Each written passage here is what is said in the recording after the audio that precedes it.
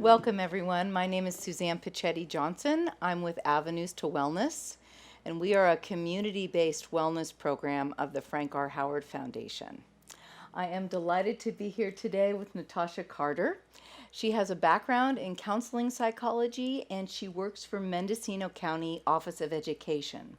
And she has a really important program to share with us today. It's called the Mental Health First Aid. So thank you again for being here with us, Natasha. So what is Mental Health First Aid? What is this program? So Mental Health First Aid is a public education evidence-based program. It first started out in Australia in about 2002, and then it was brought over to the US in 2008. And it started out with an adult curriculum, meaning that the program was to teach people working with adults how to recognize signs of mental health distress or crisis, and then how to also approach the person and provide support until that person gets to professional help. I see. Mental Health First Aid emphasizes that this is not a program that teaches you to treat or diagnose. It is simply to provide support until the person can get professional help. I see. So it's for the lay people. It's for Yes. all of us to be Yes. able to provide support for our family and friends. Yes, exactly. I see. Exactly. Beautiful. And in Okay. 2012, they brought the youth curriculum over to the US. So Uh-huh. now there is an adult curriculum, and the youth curriculum is for people who are working primarily with youth, like your teachers, the administrators, school personnel. I see. Okay. And so you are the trainer. I am an instructor, yes. You're an instructor. Mhm. Okay. And so at MCOE, we currently have 4 instructors, and we're training 2 additional instructors right now. I see. To teach the program. Yes. Okay. Yes. So it started out as an 8-hour curriculum, and the adult in-person training is still an 8-hour curriculum. The youth training has now been reduced to 6 hours in person, but just this summer they also released, because of COVID-19 and Yes. the whole pandemic and everybody doing social distancing and all that, they reduced it to not reduced it, but it's now a virtual curriculum, so you can also teach this curriculum virtually on Zoom. I see. So that's what you'll be doing. Yes. Soon. Yes, so actually I just completed my first 2 virtual trainings the last couple weekends, and I am certified. I did have to do an additional training to teach, to be certified to teach the virtual. I training. see. Yes. I see. And how did it go virtually? It was interesting. Uh-huh. Not in like the in be- the- person, yeah. Yeah, the first time, because you have to do the tech. I think the challenging piece was how to do the activities, because normally in an in-person training you have people sitting at tables, you Uh-huh. hand out activity sheets, or Uh-huh. you sort of manage the activities in person, and it's interactive and engaging. Right. So the trick with doing it virtually is how do you engage and interact with people when they're all just sitting there on the screen. Right. So it involves a lot of screen sharing, your screen sharing materials, or your screen sharing the whiteboard, so that you can kind of encourage activities. People draw on the whiteboards collectively. So there's like different things that you do, and I'm quite excited about the curriculum, because it does incorporate a lot of, you have to kind of think creatively, so creative ways to sort of get people engaged in the discussions of mental health first aid. But it is tricky in the beginning, especially if you're not familiar with Zoom, to try and coordinate all that back and forth, and sharing screen, and then getting back to your PowerPoint, and I so see. that piece is challenging. I see. Okay, but great that you can continue it Yes. despite our situation now. Yes, absolutely. Because Yes. in March we had to cancel MCOE, stopped all in-person trainings, and we're still remote working right now, and we're remote working until December, and so we won't have any in-person trainings, at least until then. I see. But mental health doesn't wait for anybody. So it's, great that we have this opportunity Yes. to be able to continue the training and the program. Yeah, Virtually. yeah, especially now Yes. with multiple crises going on at the same time. Yeah, it's been a very challenging time for a lot of people, Sure with, has.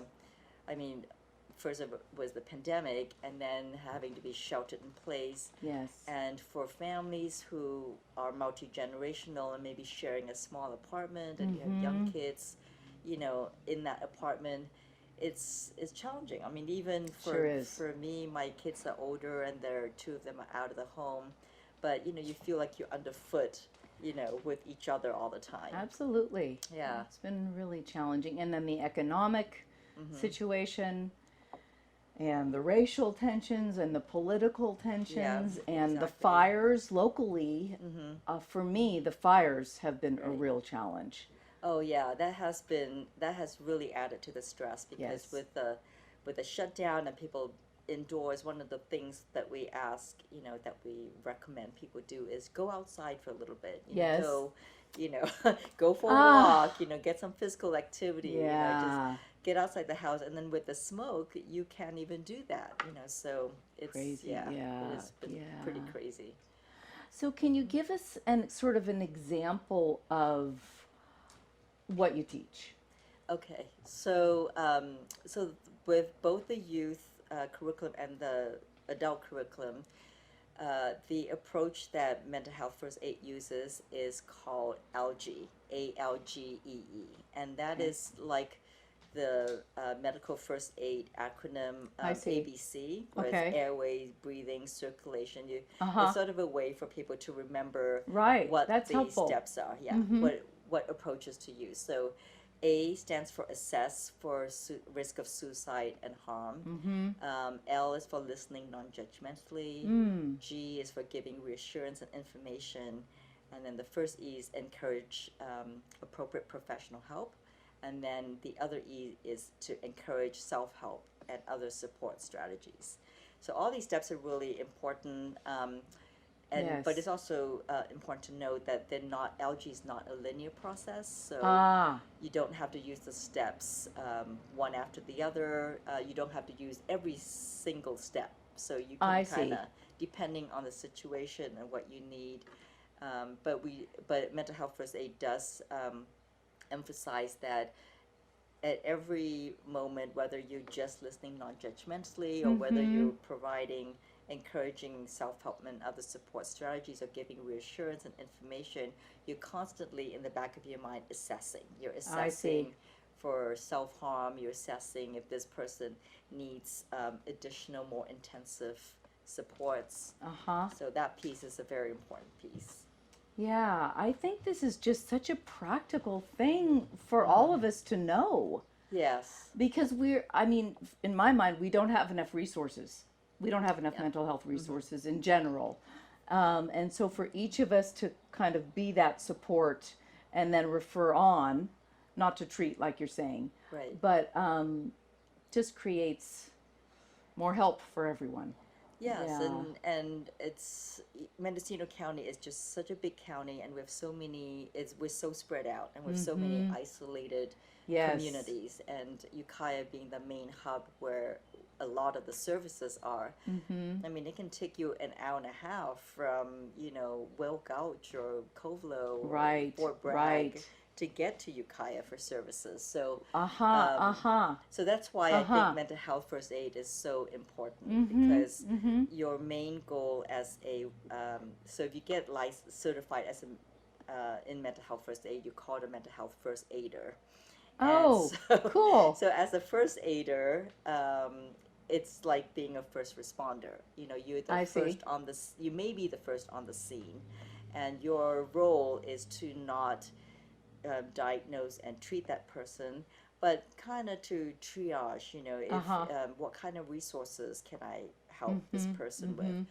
What kind of support can I give? It could be mainly to ask them, is there anybody that I can call for you? And you can help make that call for that person. Or if it's somebody on the school site, can I help walk you to the counselors office. Uh-huh. So it's whatever you need to do to help and support that person until that person can get professional help. I see. I see. So this is something that it's an opportunity for someone within their own family and friends, but also beyond that if they wanted to. Is that Yes. right? Right. Yeah. So it's for anybody. So it could be for a caregiver. It could be for a foster parent. I It see. could be for even nursing professionals, or for the person at the front desk. Or if you're on a school Right. site, it could be the lunch lady, the bus driver, anybody Wow. that has contact with that population that you're working with. Mm-hmm. And you could be that one support person to get that person some help, or to at least to notice that there is something going on and that person Yeah. may need some support. And so often I feel like people just sort of have a stigma around bringing up mental health issues at all. So this is a way and sort of a framework for them to open the subject. Yes, that's a really good point. One of the things that Mental Health First Aid emphasizes is to destigmatize mental Okay. health, and to destigmatize not only issues but the language we use. A lot Okay. of times you hear people say, "Oh, that person is borderline," or "that person is schizophrenic," and people are not labels. So Mental Health First Aid tries to destigmatize the language. So, for example, we encourage participants of the training to use language such as a person who is diagnosed with schizophrenia or Yeah, suffering from I see. schizophrenia, rather than that person is schizophrenic. As a label. Yeah. Exactly. Yeah. Yeah. Yeah. And we hope also with when we do the youth training, we hope to destigmatize mental health issues for teenagers and youth as well, because so many teenagers do not go for treatment or to seek help because Yeah. of that stigma. Right. I think statistically 1 in 5 youth are diagnosed with a mental health disorder, but about 75% don't get any additional support or treatment Wow. or anything. Yeah. And, this world, this changing world, I mean, it's hard on all of us. To my mind, we all need mental health support. There's nothing Exactly. shameful about asking for help. Exactly. Yeah. Yeah, and it's important for all of us, especially in these times, Yes. to have some kind of sort of a self care strategy.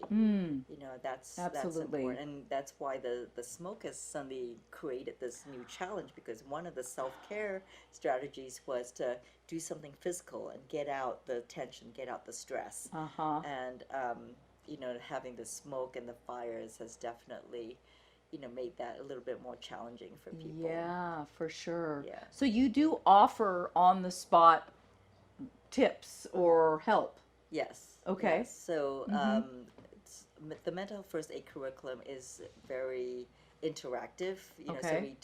we engage participants in discussions about mental health and about approaches to mental health, and what there are videos that we also show about people who are living the experience and what they feel and what they experience and observe, and what they feel when they're in that moment of crisis. And so hopefully, then the participants can kind of get a little bit more information about, how people who are living with that experience, what kind of symptoms they have, what kind of, and learn to recognize these symptoms when they're, again, not with the eye of diagnosing. We definitely don't want to encourage that, but at least noticing that there's something going on and that person might need some support. I see. Okay. And to open up the subject, they gives them a language to just open it up. Yes. Yeah. Yeah, exactly. And also not to be afraid of having somebody come and talk to them. I think part of the stigma of mental health or discussing mental health issues is the fact that people are, I think, a little bit fearful of what if they ask the question, can I help? And they say, yes, Oh. I need help. Yes. Then what do you do? And I where do you see. go? And, Right. I never. Yeah. and what are Yeah. the resources? So a big part of mental health first aid is also providing community resources, so people know who you can call, what are the resources in your community. We've done this in many different communities, and I always reach out to an agency in that community to see if I can get resources for that community that I can then pass out in the training, I so that see. people have an idea of who do you go to, who can you call and talk to. And that's partially why you have these resources here Yes. today. So we have the National Suicide Prevention Hotline, which is that 1-800-273-8255 number. And then Redwood Quality Management has a 24-hour crisis line for adults and youth, and you call 855-838-0404. And then they can at least provide some kind of assessment or evaluation, and then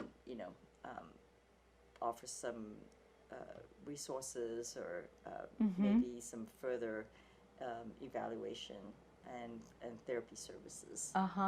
Terrific. Yeah. And then of course mentalhealthfirstaid.org is the website, so if people are interested, they can go in there and find out more information.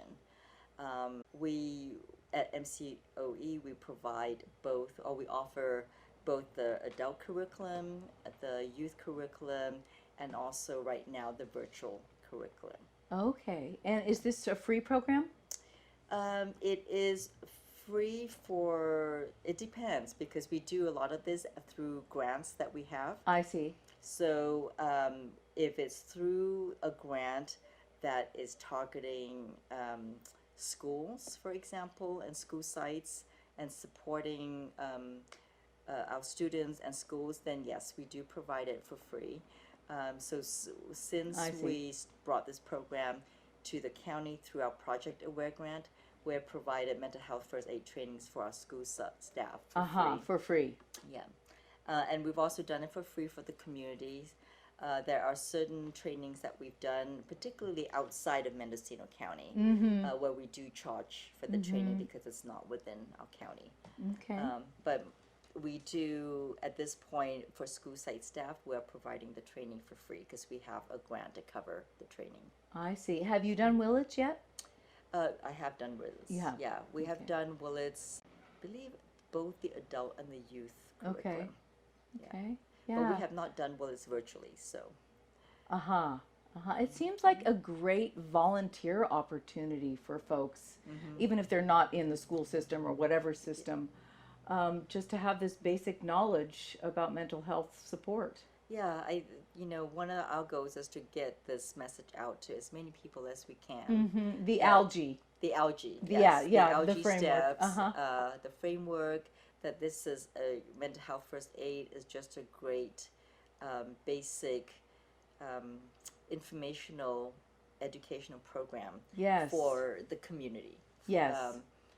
Just to learn, you don't have to be, educated in psychology. You don't have to have any degrees in that area, but it's just basic instruction to kind of teach people some strategies and some resources, and how to approach somebody that is struggling. Yes, that is the main key, is how do you approach somebody who's struggling, and how do you offer support in a not a condescending way, but in a kind and supportive way to help them get help. Such an important program, and just basic knowledge to have, I think, for everybody. Yes. Frankly, I mean. Right. Yeah. I think everybody needs this I training. do too. I do too. And I'm very pleased to say that since we brought mental health first aid into the county through Project Aware, we have trained probably about 500 people in the community. Impressive. That's a lot. Yes, yeah. Yes. So, and we could do more. We would love to do more. Yeah. We would love to encourage school staff to do this training.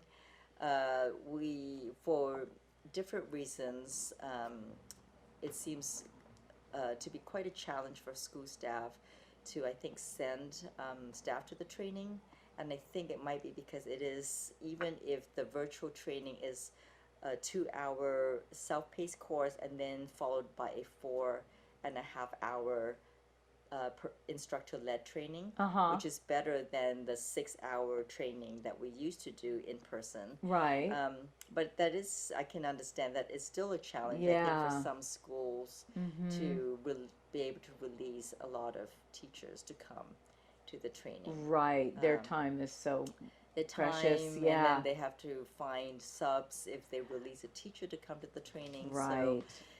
So all that is still, you know, a bit of a challenge, but I highly, highly recommend this training for school staff.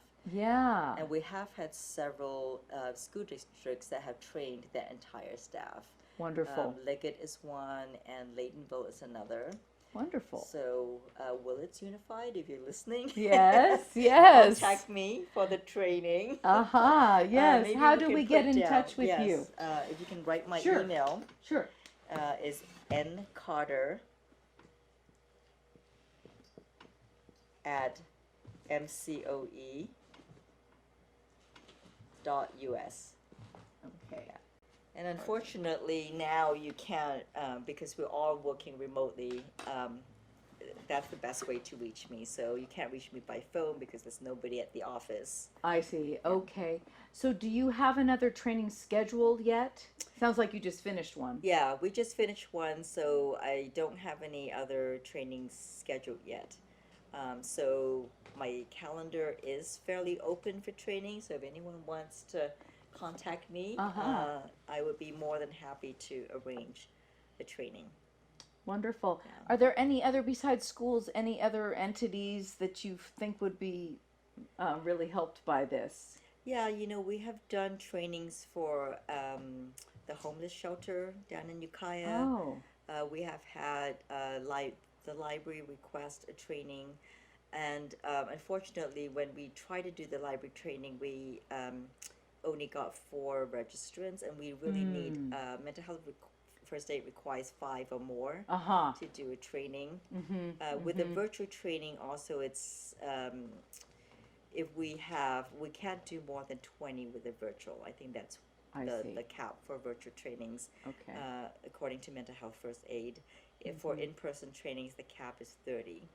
We've sort of done trainings if we have a couple more. Either way, it's, you know, it's not a huge deal. Okay. But I think because of all the interaction and all the activities, it's hard to manage a really, really large group. So we do try to keep the limit to 30 for in-person and then 20 for virtual. Okay. Yeah. Yeah, but we've done plowshares in Ukiah, which is the, you know, the food pantry. Sure. And then homeless shelter. We've done substance abuse groups. We've done school personnel. You know, so it can be for anybody. And we we're going to do a training for RCS staff, Redwood Community Services, and then the pandemic hit, and that training had to be canceled. So, I see. I remember. Yeah.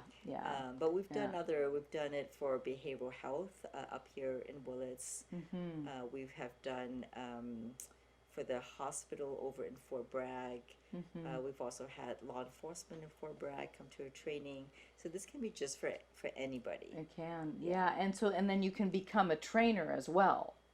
Well, that's a whole other level of it. There's a whole other level of it. So so to become an instructor, you have to attend a training that is put on by Mental Health First Aid. It's actually the National Council of Behavioral Health that oversees mental health first aid, and they provide the trainings. It's quite an expensive training to be an instructor. Previously the in-person training was a 5-day training, but now they're doing virtual trainings for 3-day trainings. But it's still, I think the cost is like $2,000 for the instructor training. I see. So we've been using grants to pay for our instructor trainings for a couple of additional instructors. But once the instructor is trained, then they can provide the training to anybody in the community. I see. Okay. Yeah. Yeah. Wonderful. Well, I think it's such an important topic, especially now. And is there anything else you'd like to tell us about it? No, I think those, you've asked some great questions. I hope that everybody got the information that you need about mental health first aid. It's a wonderful program. The other thing I wanted to also mention, which is not part of mental health first aid, Yes. that we're very fortunate to have is the San Diego Office of Education in collaboration with the California Department of Education received a grant to get 600 to get these licenses through Living Work Suicide Prevention Training Program. It's an online 90-minute online suicide prevention training. Oh. And they were able to offer each and every county office of education in California 600 licenses. So Oh. Mendocino County Office of Education has received 600 licenses for an online suicide prevention training. Great. This one is only for school staff because it is through the California Department of Education. So if you are a school site and you need to have you want to have your staff trained in suicide prevention, please contact me. I do have 600 licenses I can give away, and this is free. Oh, that's Yeah. wonderful. It is Yeah, a great so great important. opportunity. I know that, well, nationally and locally, our suicide rate is really high. It is really high. Yeah. And it's the Since the pandemic, right? I'm well, sorry. before the pandemic too. Well, it was, yes. Yeah, really high. But the pandemic has increased Yes. suicide rates. Nationally, for youth, it is the second leading cause of death in, Wow. I think it's 10 to 34, and people 10 to 34 Wow. in that age range. But so it is a pretty high rate. Yeah. So I Yeah. think being trained in suicide prevention, it's also a wonderful program. I think Wonderful. so. Yeah. I think so. Yeah. And mental health first aid does cover suicide prevention. Uh-huh. There's a segment that talks about depression, anxiety, and also suicide prevention, but it's just part of a larger training. So it's not as intensely covered as the Living Work Suicide Prevention Training. Okay. That really focuses on that. Uh-huh. Yes. There is also our county behavioral health also has some more intensive suicide prevention trainings. One is the assist training, AS. Shall we Sure, write go that ahead. down? Or do you, oh, go ahead. How about you write Okay. it? Fine. Yeah, Assist. Assist. I want to write down the acronym too. The algae. Yes, yes. Okay, let's, you can write algae maybe up above okay, yeah. suicide prevention. So AL. algae is ALGEE, GEE. and that's assess. Assess for risk of suicide and harm. I'll just write that. Assess, listen, listen, give reassurance and info. give reassurance and info. Encourage professional help. Encourage professional help. And encourage self-help. Encourage self-help. Great. Great. And then there was another one, another acronym that you. Assist is ASIST. Okay. Yeah. So it stands for Applied Suicide Interventions and Support Training. Interventions and support training. Gosh, it seems that anybody that wanted to have a psychology career and never did, these are two great, well, not free necessarily, but almost free ways to get some basic psychology education. Yeah, I believe behavioral health offers the assist trainings for free. I think Uh-huh. that's a pretty intense training. That's a 2-day training. Okay. Um, but they also have a shorter training called I think it's called Safe Talk. Mm. So they Okay. do also offer and provide a shorter suicide prevention training. The Living Works, maybe we should write that down. Sure. Living Works Suicide Prevention Training. Living Works.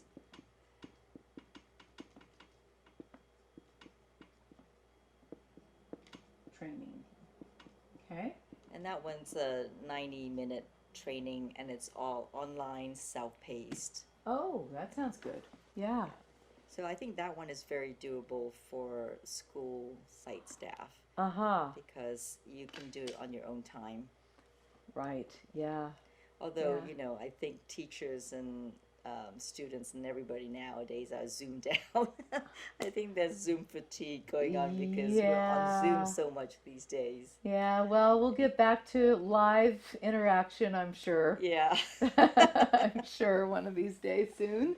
I hope. Yeah, I hope Yeah. so too. I mean, one of the neat things I find about the Zoom platform Yeah. now, I mean, there are days when it's like, oh, I don't think I can stare at the computer Yeah, screen yeah. any longer, is that you don't have to travel and you don't have to go anywhere. Good point. So when Really I'm doing, good point. yeah, so I actually like the virtual mental health first aid curriculum because I can, after I get used to the technology and managing the activities through the sharing, the whiteboard, and all that kind of stuff, it's nice not to have to, because there's so much gear in the past when we took it to other communities, especially like on the coast, Fort Bragg, Point Arena. Uh-huh. There's so much gear you have to pack up, like all the manuals, the projector, Oh my gosh. Yes. our white paper, easel Yes. paper, all the pens and, activity equipment. So there's a lot of stuff that,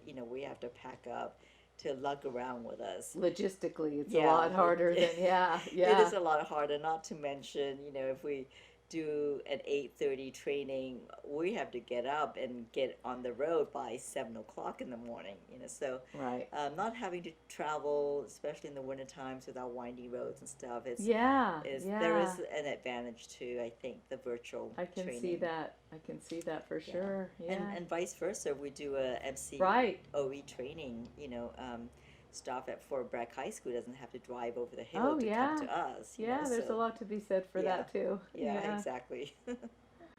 Yeah. Well, anything else you'd like to share with us? No, I think that's it. Oh, Thank you for having me. Oh my gosh, it's such an important program, and I really appreciate you sharing it with us today. Oh, you're welcome. Yeah, And I thank you. appreciate the opportunity to share these wonderful resources. So please do contact me at ncarter@mcoe.us if you want any of these trainings. Thank you all very much. We'll see you next time.